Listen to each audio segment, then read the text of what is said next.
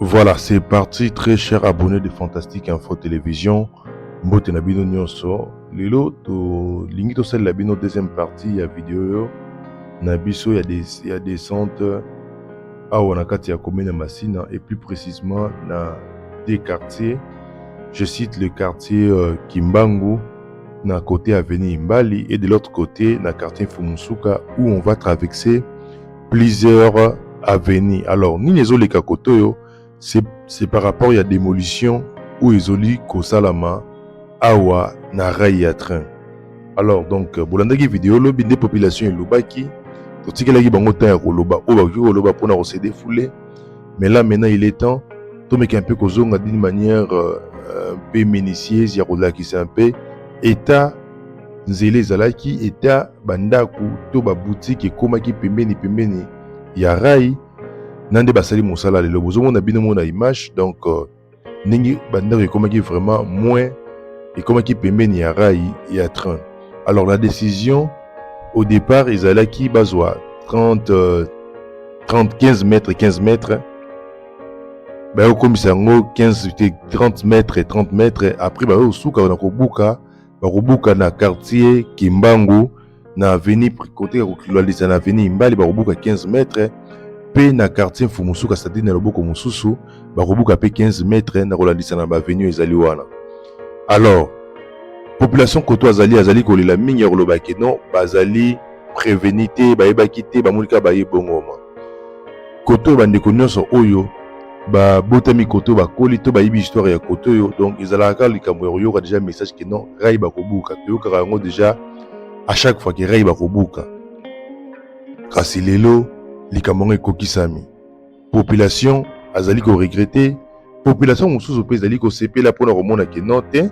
tomoni passe mingi na embouteillage parce que embouteillage na mboka na biso soki otali malamu ekomaki mingi to ekoma mingi depuis kaka balongola train ya oyo esalaka na tronçon ya Masina koto oyo ezozwa bato baquartier 3 bato anduta ti bakingasani ya ye bazwi transport kokende ntina bagare centrale banda kaka tronçon wana elongwa nde transport ekoma pasi na kati ya mboka na biso awa to na kati ya ville province ya Kinshasa. Alors kozongisa vraiment train je pense ekozala moyen moko ya kopesa lisusu esengo ya kodiminuer surtout embouteillage na kati ya ville province ya Kinshasa parce que Kinshasa ezali saturé banzela ya ezali mingi te na minute okisa ezali lokola chantier. Alors moto nyonso kosalela kaka nzela ya boulevard mpona kokende zando to kokende ville ekozala un peu passe mais soki tozongeli na kala ndenge ezalaki awa train ezosala mpe banzela bafongoli yango je crois population eleli lelo oyo c'est vrai c'est vraiment difficile toyebi que l'état il finira toujours par trouver une solution pour eux mais la même population ezolela sikoyo ekozala na esengo parce que tokoma na facilité ya kokende vraiment na ville parce que nzela ezali mobulu soki train ezongi ozomona bino moko ndenge nini à quel point vraiment na otambusa caméra otala ndenge nini omonaki awa soki train ezoleka ndako yango oyo boutique yango oyo makambo ekozala ndenge nini.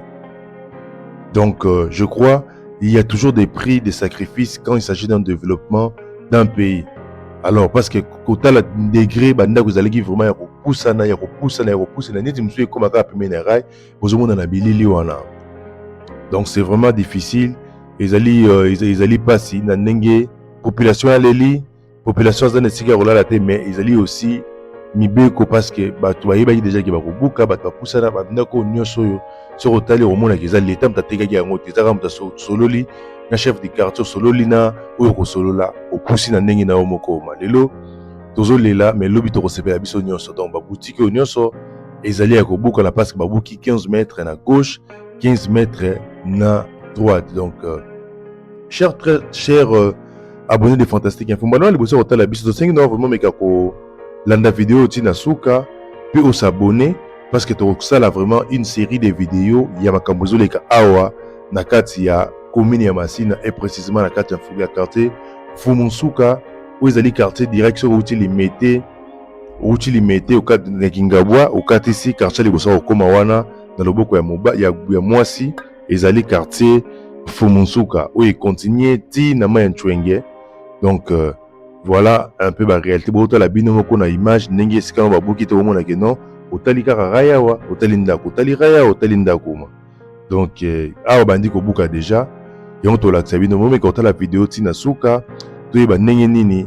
to kozongela bino à chaque fois pour hotel sabino vraiment évolution ya mosala oyo ezosala makoto oyo l'état la moki l'état bosali kitoko bobuki mais ezala malamu ya bana be misala ya wana misala ya kotonga soki ezali raizonga train sala ekozala kitoko so ezali ke botonga banzela botonga yango parce que population azwa pe sur esengoma parce que komona babosana bapasi nyonso oyo tomona moni ndeko batoli ya ndako na ye babuki yango na kangi wana motu so azokende kotyango wapi toyebi te vraiment tosengi na bino mo partager vidéo parce que c'est un rendez-vous qu'on vous donne ya kotalisa bino évolution ya misala kotoyo na kati ya nzela ya rai awa na kati ya commune ya Masina. Partagez vidéo tomeka kotalisa bino musala ndenge ekoleka ama.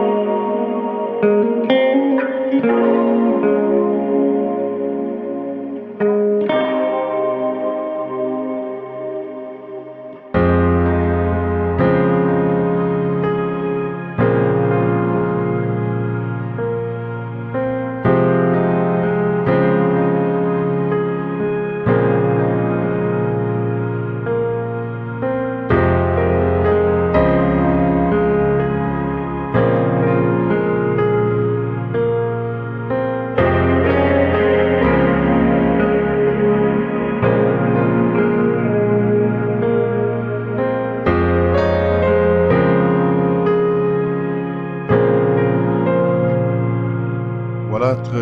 très cher abonné de Fantastique Info. Ne bozali bomona na milili mosala ya démolition ndenge salami awa na commune ya Masina entre les deux quartiers, quartier Kimbangu na quartier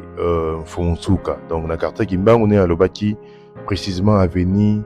Imbali nde ezali vraiment touché par rapport à 15 mètres kobanda na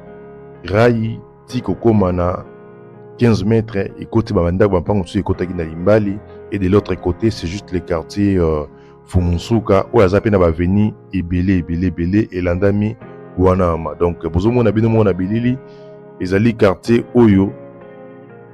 difficulté il a transformé mata ba monter qu'on a difficulté au les côté au vu que banzele beba. Donc nous croyons bien que ces projets ceux qui est comme na suka et grouper ça vraiment et c'est une population où evandi kotoyo. Et nous demandons aussi à l'État Mokonzi de faire quelque chose pour la population oyo bazwami bazali ba victime bazana bisika rolala te. Donc il y a vraiment une population ezali ebele ba famille ebele oyo bavandaki pemeni ya rayawa toyebi te soki ezali kaka l'État mutapesaki bango autorisation tout ce qui est toyoki qui va musu ba coopérer na ba chef coutumier musu ba coopérer qui na wa mona yo sala pona vendre sika wana donc mais l'état mo konta mais ko sala mosala na ye pona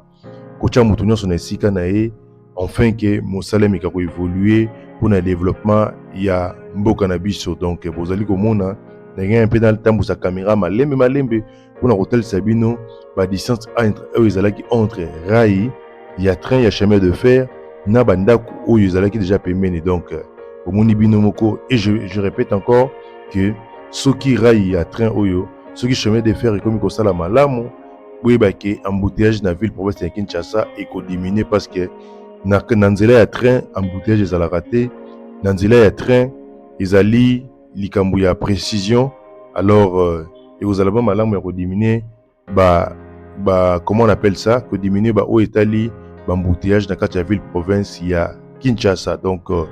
tozo compter toujours hotel Sabino vidéo donc awa ezosala meko banda na so okatisi Kingabwa na malimete okoti masina tiko okende na Mayantwing donc c'est-à-dire oza na quartier 1 quartier Fumuntuka wana okomi Mapela okontinue ti koleka même Mayantwing fo babuka bon mpona kobongisa train esika nyonso oyo rail ezalaki esika nyonso rail ezalaki wana fo train elekama po kobongisa to bomeka un peu ko non c'est ngabino bozala vraiment abonné parce qu'il y a une partie à vidéo autre salle la bino bomone esika moso ndenge train ndenge rail komaki un peu suspendu bato mo lekana se ezali vraiment pasi donc les développements il y a toujours un prix à sacrifice où il faut accompagner yango et voilà le prix à sacrifice je vois les familles bazolela mais kasi ils allaient au plus souvent il y a développement pour na mboka na biso et kota donc baleleli maman premier ministre baleleli le président de la République baleleli même première dame alors